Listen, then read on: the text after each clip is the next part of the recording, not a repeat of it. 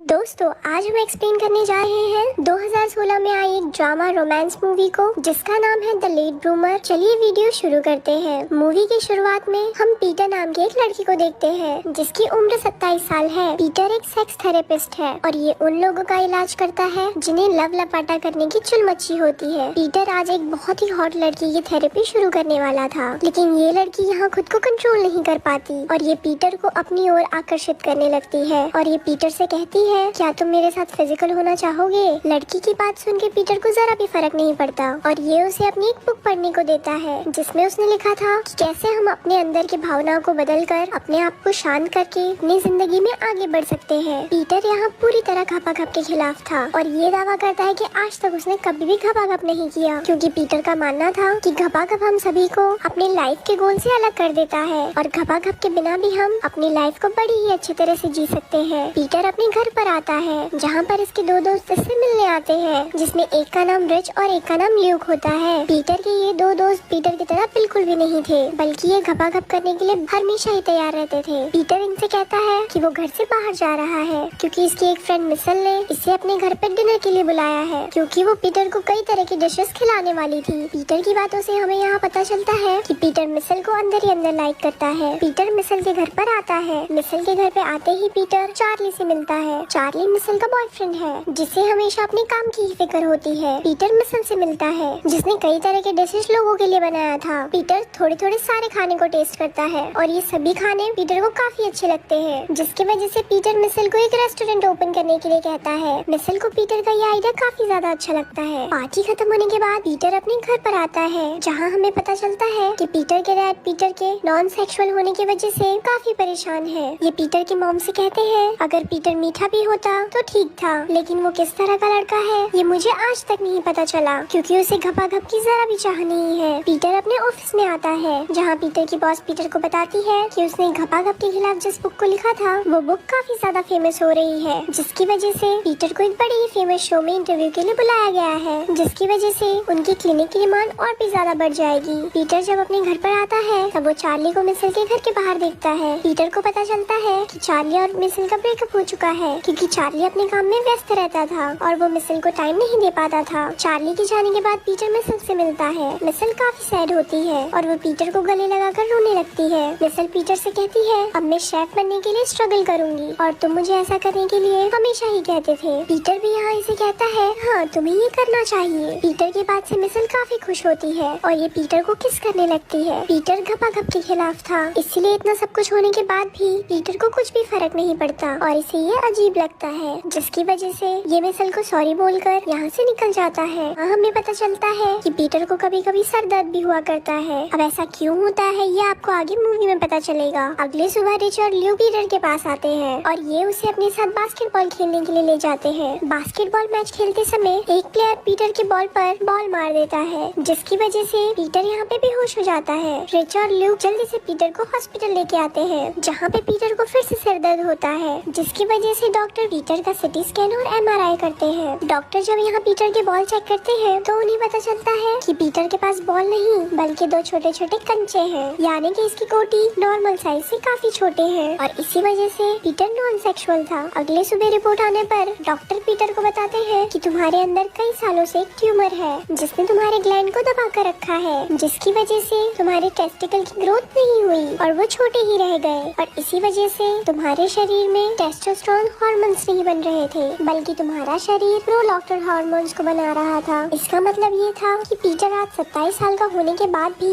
इसका नुन्नू खड़ा नहीं होता था और इसी वजह से आज तक कभी भी पीटर को घपाघप करने की इच्छा नहीं हुई और ये घपाघप के बारे में अलग अलग किताबों को लिखता गया। डॉक्टर पीटर से कहता है कि वो पीटर का ऑपरेशन करके उसके ट्यूमर को बाहर निकालेंगे, जिसके बाद पीटर अपने लाइफ को एंजॉय कर पाएगा। डॉक्टर की बात सुनकर पीटर काफी खुश होता है, क्योंकि अभी तक पीटर को लग रहा था कि वो घपाघप ना करके लोगों को बदल रहा है। डॉक्टर पीटर का ऑपरेशन करते हैं और पीटर का ऑपरेशन सक्सेसफुल हो जाता है और सभी लोग पीटर को उसकी नई जिंदगी में वेलकम करते हैं। हॉस्पिटल के बाद पीटर अपने पेरेंट्स के घर पर रुकता है ताकि ये जल्दी से ठीक हो सके। पीटर अडल्ट मैगजीन को देख के अपने सोए हुए अरमानों को जगाने की कोशिश करता है, लेकिन इसका कुछ भी असर नहीं पड़ता। अगले दिन इसके दोनों दोस्त इससे मिलने आते हैं और वो अपने साथ एक स्ट्रिपर को भी लेके आते हैं ताकि ये लड़की पीटर के सोए हुए अरमानों को जगा दे। ये लड़की पीटर को काफी ज्यादा ज्यादा उकसाती है और ये अपने अंगों की तरंगों से पीटर को मजा लेने के लिए कहती है, लेकिन पीटर बेचारा खड़ा ही नहीं हो पाता। लेकिन उसके दोस्त ल्यूक का बाहर ही खड़ा हो जाता है। अंदर ये लड़की पीटर को खड़ा करने के चक्कर में बेचारी खुद ही बैठ जाती है। अगली सुबह पीटर जब सोकर उठता है तब ये नीचे आता है। पीटर को देख के उसकी फैमिली खुश हो जाती है क्योंकि अब पीटर का नुन्नू स्टैंड हो चुका था। इसका मतलब पीटर अब छोटा बच्चा नहीं रहा। पीटर जल्दी से तैयार होकर अपनी लाइफ को शुरू से जीने के लिए घर से बाहर जाता है। पीटर जब अपने घर पर आता है तब ये देखता है कि इसका दोस्त ल्यूक एक लड़की के साथ फिजिकल हो रहा था। पीटर इन्हें यहाँ से जाने के लिए कहता है। पीटर देखता है कि इसका स्पाइडरमैन अभी भी खड़ा है तो ये उसे बैंड करने के लिए जल्दी से टॉयलेट में जाकर हिलाता है। पीटर अपनी नई जिंदगी में अपने अंदर की आग को मिटाने के लिए दिन में कई बार हिलाने लगता है। एक दिन मिसेल पीटर से मिलती है और कहती है कि वो एक कुकिंग चैलेंज में हिस्सा लेने जा रही है और अगर इसने उस चैलेंज को जीत लिया तो इसे लॉस एंजलिस के एक बड़े होटल में काम करने का मौका मिलेगा और ये वहाँ से अपने शेफ बनने की शुरुआत कर सकती है। इसलिए अभी कुछ दिनों तक बाहर ही रहेगी। ये सुनकर पीटर को अंदर से तो काफी दुख होता है, लेकिन ये उसे दिखाने के लिए वो एकदम से खुश हो जाता है। पीटर जब ऑफिस आता है तब ये अपने एक पेशेंट से मिलता है। अपने पेशेंट की बात सुनकर पीटर को घपाघप करने की उत्तेजना होने लगती है, लेकिन इसे कुछ चिड़चिड़ापन भी होने लगता है। पीटर डॉक्टर के पास आता है और पूछता है कि इसके साथ ऐसा क्यों हो रहा है और इसे घपाघप को लेके इतनी उत्तेजना क्यों हो रही है। इस पे डॉक्टर इसे बताते हैं कि तुम्हारे अंदर टेस्टोस्टेरोन हार्मोन्स 15 साल बाद बनना शुरू हुए हैं, इसीलिए ये सब तुम्हारे शरीर में इतनी तेजी से हो रहा है। मतलब कि तुम्हारा तो अब कहीं पर भी फायर होने के लिए तैयार है और तुम्हारे शरीर में हार्मोन्स देरी से बनना शुरू हुआ है, इसलिए तुम्हारे अंदर कुछ साइड इफेक्ट्स भी होंगे, जैसे आवाज भारी होना, चिड़चिड़ाहट होना, घपाघप की उत्तेजना होना जैसी समस्या है। लेकिन तुम घबराना मत, सब ठीक हो जाएगा। शाम के टाइम पीटर मिसेल से बात करता है। ये उसकी कंपटीशन के बारे में पूछता है। मिसेल यहाँ किसी दूसरे के बारे में बात करती है, जिसकी वजह से पीटर को थोड़ा जलन महसूस होती है। अगले दिन पीटर रेडियो पे अपना इंटरव्यू देने जाता है, लेकिन इंटरव्यू के समय पीटर की आवाज में बदलाव आता है और ये इंटरव्यू पूरा नहीं कर पाता।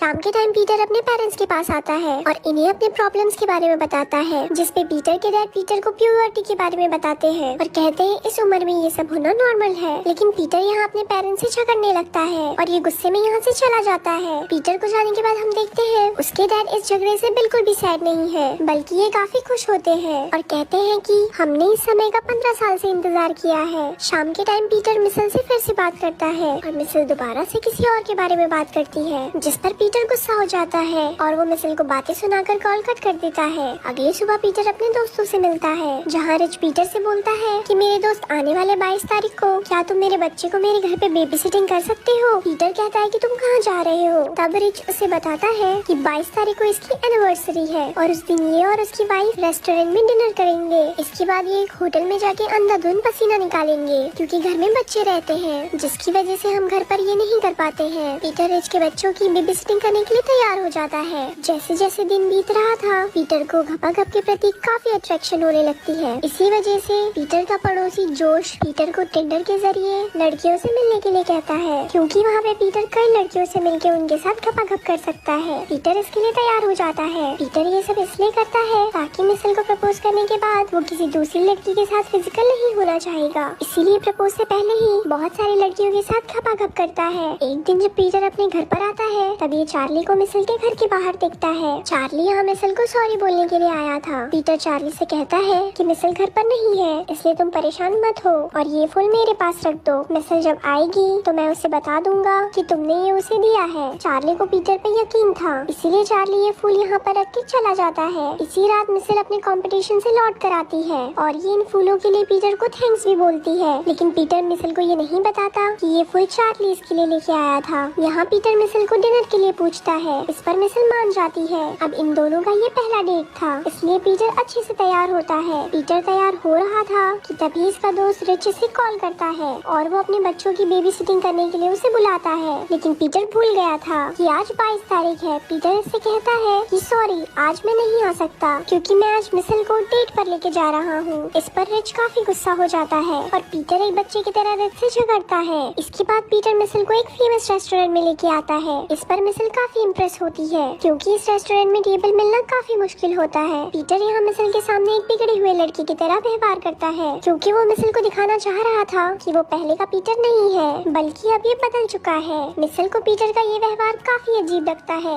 ये दोनों डिनर शुरू करने ही वाले थे कि तभी यहाँ पर रिच और उसकी वाइफ आ जाते हैं और हमें तभी यहाँ पता चलता है कि जिस टेबल पर ये दोनों बैठे हैं उस टेबल को रिच ने अपने और अपने वाइफ के लिए बुक की थी, लेकिन पीटर ने उस रिजर्वेशन को चुरा लिया और यहाँ पर आ गया क्योंकि पीटर को लग रहा था कि रिच अपने बच्चों को छोड़कर यहाँ पर नहीं आएगा। लेकिन रिच कहता है लास्ट समय पर ल्यूक मेरे बच्चे की बेबी सिटिंग करने के लिए आ गया क्योंकि वो पीटर की तरह एक धोखेबाज नहीं है। ये सारी बातें सुनकर मिसल यहाँ से उठकर जाने लगती है। पीटर मिसल को रोकता है लेकिन मिसल उससे कहती है कि अभी कुछ देर पहले ही मुझे चार्ली का मैसेज मिला जिसमें उसने बताया था कि वो फूल तुमने नहीं चार्ली ने वहाँ पर रखा था। मिसल पीटर के ऊपर गुस्सा करके यहाँ से चली जाती है। अगले दिन हम पीटर को उसकी एक पेशेंट के पास देखते हैं जो पीटर को अपने फैंटेसी के बारे में बताती है कि इसे घपाघप करना बहुत ही पसंद है। क्योंकि पीटर का नुन्नू अब स्टैंड होने लगा था तो पीटर इसकी बात सुन के घपाघप के लिए तैयार हो जाता है और ये उसकी थेरेपी को छोड़कर इसके साथ संबंध बनाने की तैयारी में लग जाता है। पीटर पैंट निकालने ही वाला था कि तभी यहाँ पीटर की बॉस आ जाती है और वो पीटर को ऐसा करता देख लेती है जिसकी वजह से वो पीटर को इस जॉब से निकाल देती है। पीटर अपने अंदर के बदलाव को कंट्रोल नहीं कर पा रहा था, इसलिए काफी समय बाद अपने फादर से मिलता है और उनसे कुछ सलाह मांगता है। पीटर बताता है कि इसे अपने ऊपर कंट्रोल नहीं मिल रहा है। इस पर इसके फादर इसे बताते हैं कि मर्दों के अंदर इस तरह का बदलाव प्यूबर्टी के दौरान होता है क्योंकि ये सब हार्मोन्स का किया धरा होता है। लेकिन हाँ, हमें अपनी गलतियों का एहसास होना चाहिए क्योंकि एक असली मर्द बनना और मर्द बनने का दिखावा करना इसमें बहुत ही फर्क होता है। पीटर कहता है कि वो कल के अपने इंटरव्यू में लोगों को क्या बताएगा